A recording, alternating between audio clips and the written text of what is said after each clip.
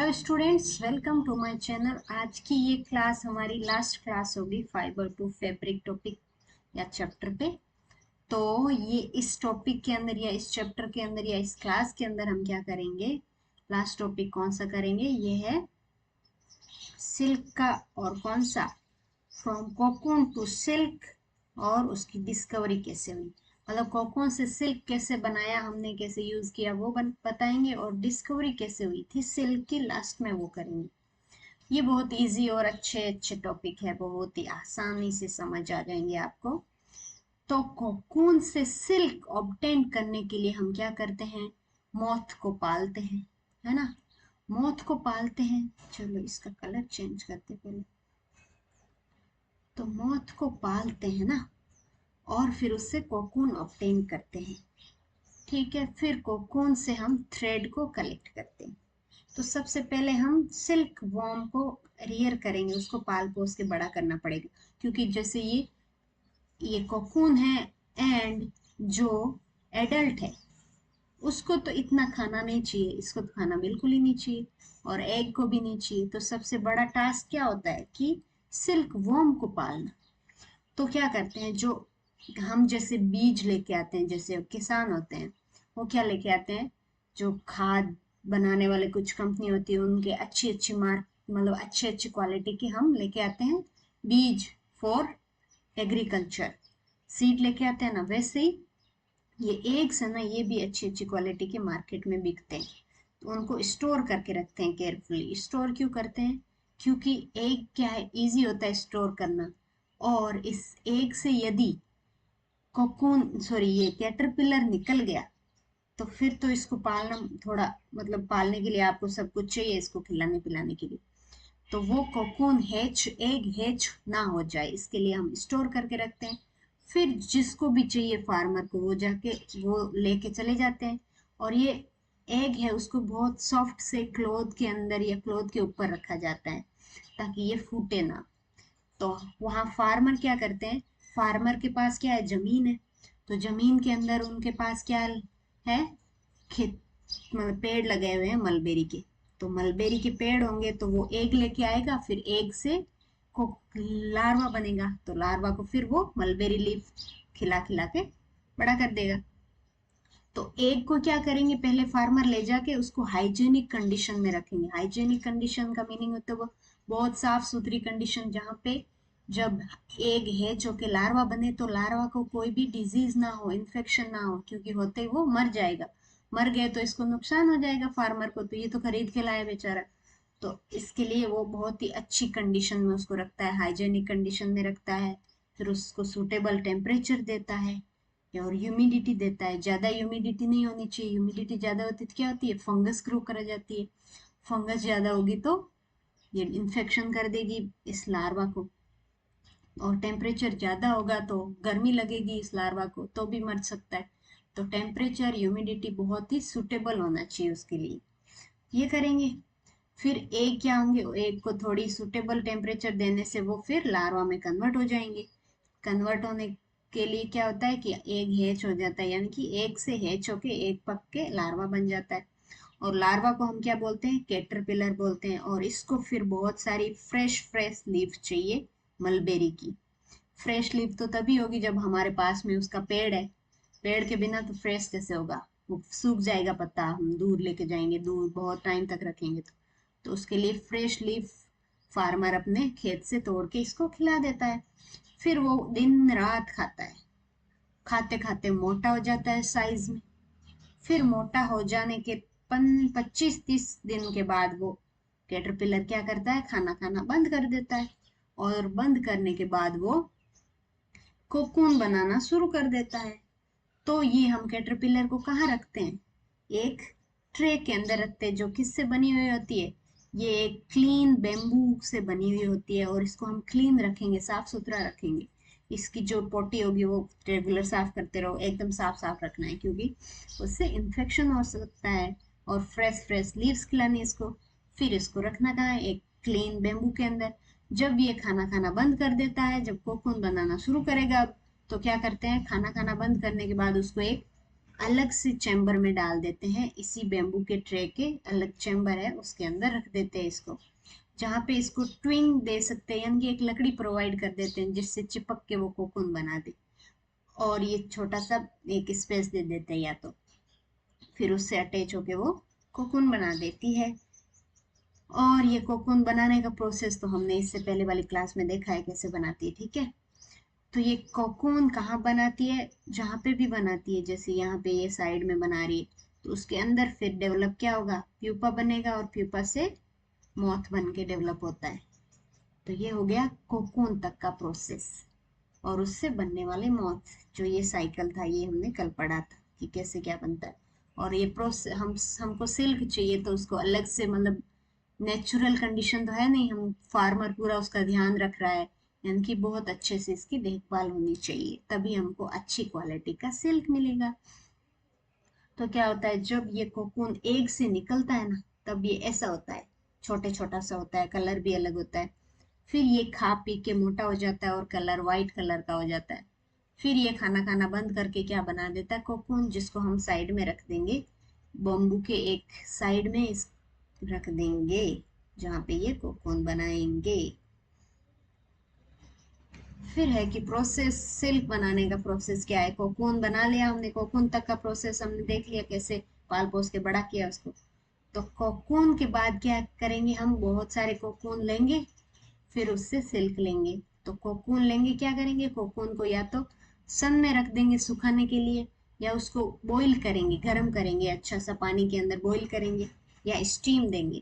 तो फिर इससे क्या होगा, वो सिल्क फाइबर जो एक कोकून के अंदर लपेटा हुआ था, एकदम हार्ड हो रखा था, वो फिर सेपरेट होना शुरू हो जाएगा, इसके फाइबर निकलना शुरू हो जाएंगे, है ना।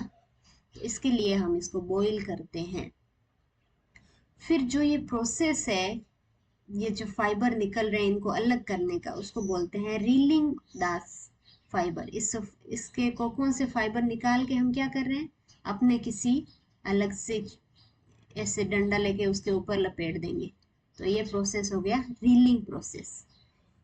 फिर ये रीलिंग कैसे होता है, एक स्पेशल मशीन होती है अच्छी वाली, मतलब एक स्पेशल मशीन, यानी कि एक चरखे टाइप का होता है। आपने देखा है गांधी जी को चरखे चलाते हुए फोटो को, तो वैसा चरखे टाइप का, छोटा या बड़ा, जिस जिस अमाउंट में आपके पास कोकून है उसके अकॉर्डिंग आप उसका यूज करेंगे। तो अनवाइंडिंग करेंगे, यानी कि ये थ्रेड इसके ऊपर लपेटा हुआ था, हम इसको अनवाइंड कर रहे हैं, यानी कि इसको वापस से हटा रहे हैं, अनवाइंड करके इसके ऊपर रील कर रहे हैं, अलग से अपनी मर्जी से, जिस जो भी रीलिंग मशीन है उसके ऊपर रील कर रहे हैं। फिर क्या बनाएंगे हम, ये रील अब आगे बेच देंगे, जिसको भी कपड़ा बनाने वाले जो फैक्ट्री है उनको, तो वो क्या करेंगे, फिर इस थ्रेड का यूज करके क्लोथ बना देंगे। तो ये देखते हैं, जैसे ये बहुत सारा इकट्ठा, एक बहुत सारा अमाउंट में हमने कोकून ले लिया, फिर कोकून को क्या किया, बॉईल किया। बॉईल करने के साथ साथ, बॉईल करेंगे तो क्या होगा, ये थ्रेड निकलेगी ऐसी इस कोकून के अंदर से। तो ये थ्रेड को हमने इस चरखे के ऊपर लपेट दिया, ये इसको घुमाते रहेंगे और ये इसको लपेटते रहेंगे। ऐसा भी हो सकता है, इस टाइप का भी हो सकता है, ये घूमता रहेगा ऐसे, है ना। चरखा कैसे घूमता है, वैसे घूमता रहेगा यूं यूं, तो घूमता रहेगा, और इसके ये थ्रेड इससे कोकून से निकल निकल के इसके चारों तरफ हम रील कर देंगे। जैसे ये रील किया हुआ है, ये पतला थ्रेड है, इसको दो चार थ्रेड मिला के फिर मोटा करके ऐसा ऐसा रीलिंग कर देंगे। तो इस टाइप के रील को, अब ये क्या है, रीलिंग हो रही है। और जिस जैसे हम इसको हटाते हैं, जैसे हम घर पे कोई भी ऐसा गट्ठा होता है, उसको ये जो थ्रेड हटाते हैं उसको क्या बोलते हैं, अनवाइंडिंग। तो ऐसे ही ये कोकून के ऊपर होता है, तो उसको हटा के हमने फिर हमारे इस पे लपेट दिया इसको। तो ये अनवाइंड कहाँ से किया हमने, कोकून से, फिर वाइंड कर दिया इसके ऊपर, इसको बोलेंगे रीलिंग। और ये जो हमने अभी ये जो बनाया है स्पन, इसको हम क्या करेंगे, आगे बेच देंगे, जो फैक्ट्री कपड़े बनाती है। तो फैक्ट्री वाले क्या करेंगे, ये बहुत सारे थ्रेड को मिला के कलर करें, मतलब कलर करने के बाद ही बेचते हैं।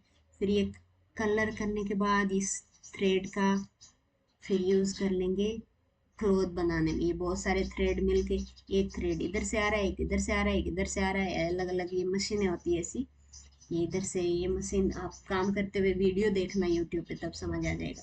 और फिर ये साड़ी बन रही है, तो ऐसे बनता है क्लोथ।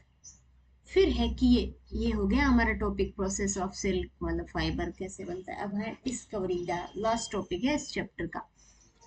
तो डिस्कवरी कैसे हुई थी, ये एग्जैक्ट टाइम तो नहीं पता है कि कब हुई थी, बट कुछ लोगों का कहना है कि ये चाइना में हुई थी। और चाइना में एक बहुत बड़े राजा थे, उन्होंने क्या किया, एक दिन बैठे बैठे देखा, अपनी वाइफ को बुलाया, यानी कि रानी को बुलाया, जिनका नाम था सी लोंगची। उनको बुला के राजा राजा का नाम था होंगती। होंगती ने सी लोंगची को बोला, ये है राजा और ये है रानी। तो ये राजा है जो एम्पायर है, इन्हें एम्प्रेस को बुलाया और उनको बोला कि हमारे जो गार्डन में जो मलबेरी का पेड़ लगा हुआ है, मलबेरी ट्री है, उनकी लीव्स है वो डैमेज हो रखी है, उनकी लीव्स खराब हो रखी है, तो देखो कि ऐसा क्यों है। तो ये महारानी जी गए एक दिन गार्डन में चाय पीते पीते, और जाते हैं और पेड़ मतलब उसकी पत्तियां टहनियां को इधर उधर संभालते हैं, तो कि हाँ खराब तो हो रखी है। उन्होंने ध्यान से देखा तो वहां पे उनको क्या मिला, उन्होंने देखा एक वाइट वॉर्म। देखो ये वाइट वॉर्म खा रहा है मलबेरी लीव्स को, खाते हुए देखा कि eating up the mulberry leaves को खाते हुए इन्होंने देखा।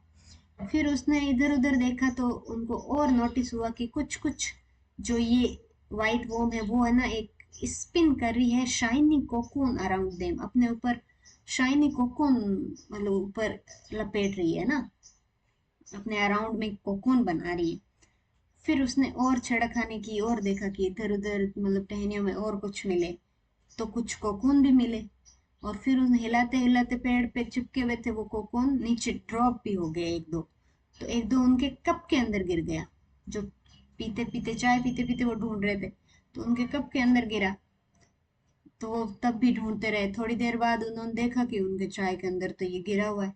तो फिर उन्होंने उसको बाहर निकालने की कोशिश की, तो उससे थ्रेड निकल रहे हैं, है ना, कोकून से थ्रेड अलग हो रहे हैं। तो ये जाग के उन्होंने राजा को बताया, फिर राजा ने देखा ये शाइनी है तो अच्छा दिख रहा है, शाइनी शाइनी दिख रहा है तो कुछ कमाल की चीज है, हम इससे कुछ बना सकते हैं।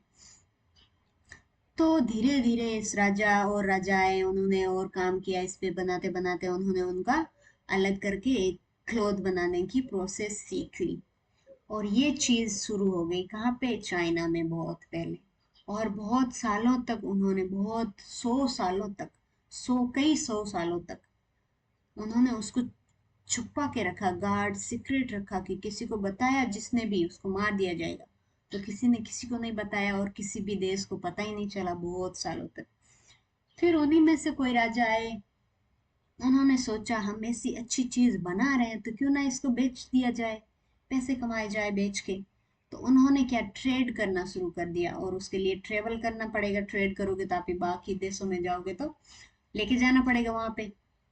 तो ये दूसरे देशों को फिर बेचना शुरू किया, तब दूसरे देशों को पता चला कि ऐसा भी है। और जिस रूट से ये ट्रेवल करते थे इस ट्रेड के लिए, बेचने के लिए, तो उसको बोला जाता था सिल्क रूट। सिल्क रूट बोला जाता था क्योंकि ये सिल्क बेचने के लिए जाते थे मोस्टली, इसलिए इसका नाम पड़ गया सिल्क रूट। ये महारानी है, ये चाय पीते पीते इस पेड़ को हिला रही है, तो ये कोकून आके इसके अंदर गिर गया।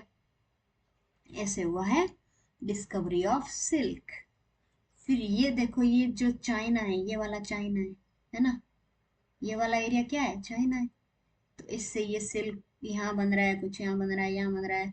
तो यहाँ बन रहा है मान लो, तो यहाँ से ये इस रूट से जाते थे और हाँ यहाँ यूरोप जाते थे ये बेचने के लिए। तो इस रूट को क्या बोलेंगे, इस रूट को बोला जाता था, या अभी भी बोलते हैं कि वो रूट था सिल्क रूट। ओके, ये था chapter fabric to fibre to fabric. तो ये हो गया है कंप्लीट।